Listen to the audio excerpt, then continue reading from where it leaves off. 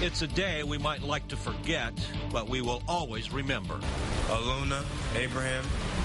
William F. Abrahamson. On this anniversary of 9/11, the nation honors the victims, and New Mexicans pay tribute in our own special way.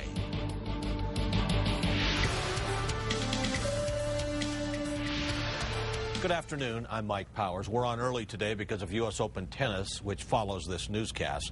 There is grief and goodwill on this 8th anniversary of the attacks on September 11th. We'll find out how New Mexicans are remembering in a moment. But first, CBS's Drew Levinson shows us the touching tributes nationally to those who lost their lives.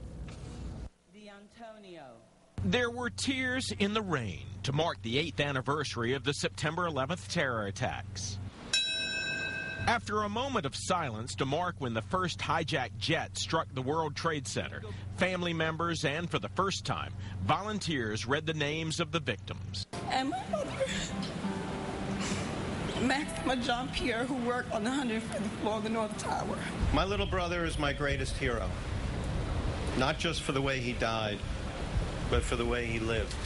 The void where the towers once stood is a reminder that New York City's skyline was scarred.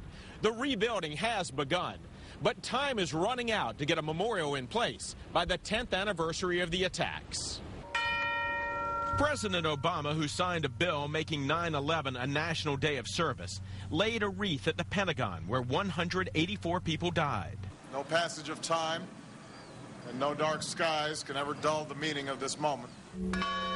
A crowd also gathered in a field in Shanksville, Pennsylvania. That's where the 4th jet crashed after heroic passengers tried to take control from the terrorists.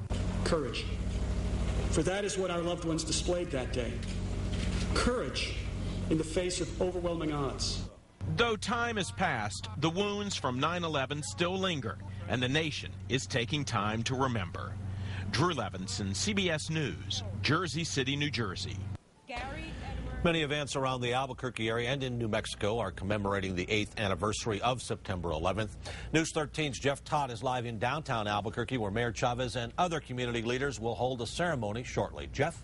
Mike, for the 7th year, the city will hold this event at Civic Plaza, and you can see some workers are making the final preparations for the event that starts at noon.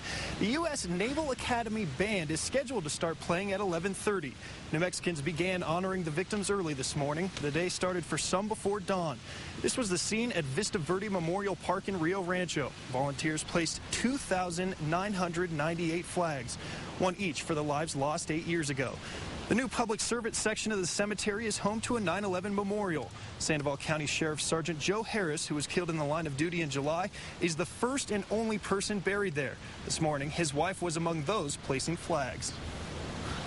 You know, my husband's a New Yorker, and his commemorative vehicle for 9/11 was his pride and joy, and so that's one of the biggest reasons that, you know, this memorial area means a lot to us, and of course him being the first and the only one buried here.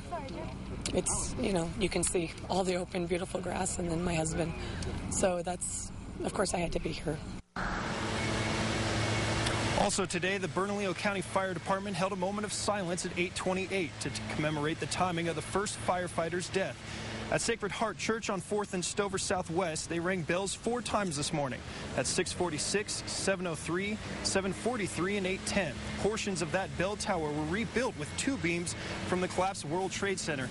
And just about an hour ago, Albuquerque firefighters began climbing the Bank of Albuquerque building. The fire department says it's expected to take about an hour, so they should be wrapping up soon.